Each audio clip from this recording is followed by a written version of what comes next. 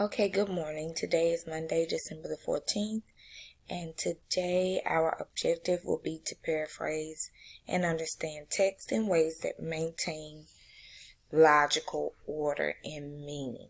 Okay?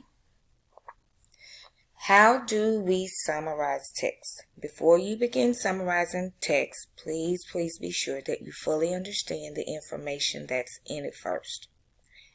We all know that good readers read and reread, so please reread the text if necessary to clarify any information or to clear up any information that you may not understand, okay?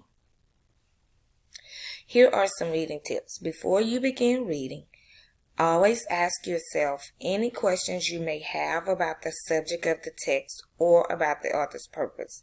Last week we talked about oftentimes the subject can be found in the title. So do not skip over reading the title when you're doing your first read of the text, okay? As you're reading, you can take notes or jot any key ideas or supporting details down that you might think are important, or you can kind of highlight them like we normally do, okay?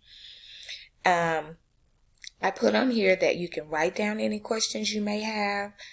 You can jot those out to the side, but since we're virtual, you can still do that if in your journal if you like, or you can keep those in your mind, your wonderings, any questions you may have. And when you've finished reading, you go back to any of the topics that you found in the text that were a little bit confusing, just to try and clarify their meaning, to clear up what they actually mean, okay? Tip number 2. Once you are sure that you understand what you've read, you can make an outline for your summary by, again, highlighting the key ideas and the relevant or the important details. Remember, a summary is mostly brief, so not all the details will need to be included. Okay? Try to stick to the information that conveys the general ideas that the author presented in the text. When you are ready to begin drafting your summary, you're going to use the outline that you've made, or you're going to go back through and look at those areas that you highlighted that were important. And we've had plenty of practice identifying what's important in a text and what's not. Be sure that you present your information in a clear and logical order without changing the meaning of what the author presented.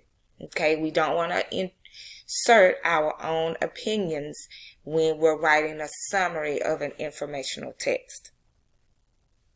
And again, don't leave out any information or change any information, okay? Any important details, I should say, okay? And again, when you are writing that summary, we have to make sure that we are writing it in the order that we read it, okay? So that our reader can understand what we've read, okay?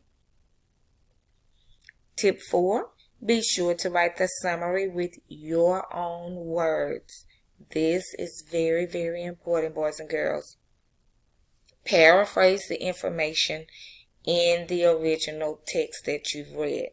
Do not plagiarize the original author's words. What that means, again, we've talked about this before as well.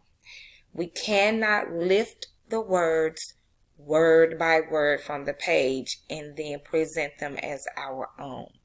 We go back and we reread what the author said and we put it in our own words as if we were telling it to our friend. Oh, this is what the author was saying here.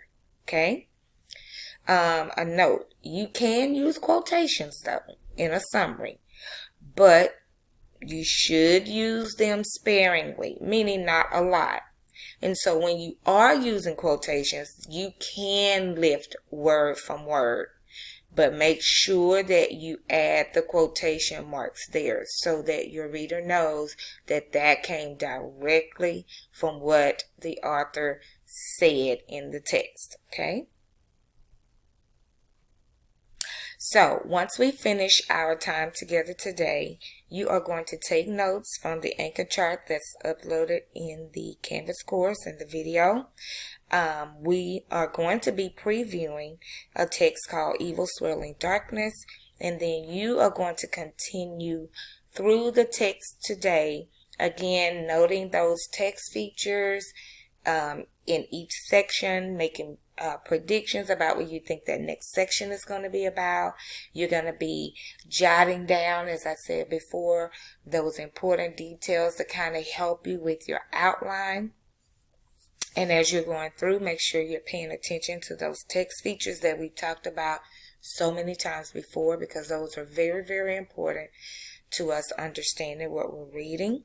And once you've done that, then you are going to log into your iStation at 10:30, and you're going to work on your own individual learning path today. Okay? So please make sure that you read The Evil Swirling Darkness tonight again, so that tomorrow we can have a discussion about it, okay? And we're going to practice a little bit more with summarization, and we're getting ready to do like a little quick review game, okay? All right, happy summarizing.